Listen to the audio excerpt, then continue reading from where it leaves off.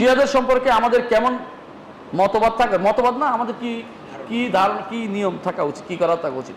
শিয়াদের মধ্যে যদি তাদের কিতাবে যা লেখা আছে এইটা যদি শিয়ারা বিশ্বাস করে তারা কাফের। কথা বলছেন কিনা? তাদের কিতাবে লেখা আছে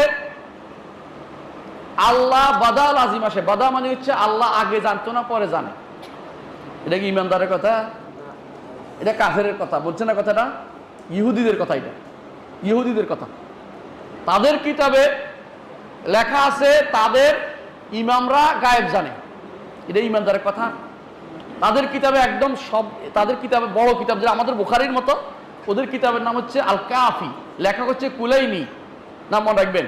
কুলাইনি তার কাফিতে বলতেছে বাবুন আল আইম্মাতু ইয়ালামুনাল গায়ব, অধ্যায় নবীরা গায়েব জানে। আপনারা বলে অস্বীকার করবে, আমার কাছে একেবারে ছবি সহ দেখাইতে পারবো। বইটা বের হলে দেখবেন, একটা বই বের করতেছি দেখবেন, ছবি সহ দিয়ে দিছি তো ওরা এটা বলে, এরপর অস্বীকার করলে বুঝবে।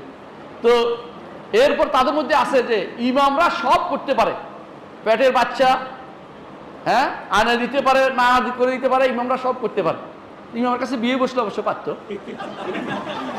কিন্তু ইমামরা এমনিই পারে সবকিছু দিয়ে দিতে। এইটা তারা বিশ্বাস করে বসে আছে। এটা কি ইমানদারের কথা হইতে পারে? ইমানদার কথা হইতে পারে? আপনি বুঝছেন তো? ওদের যে বিশ্বাস, সেই বিশ্বাস যদি কোনো তাদের কিতাবে যেটা আছে ওইটা মানলে কেউ ব্যক্তি ইমানদার বলতে পারবেন না।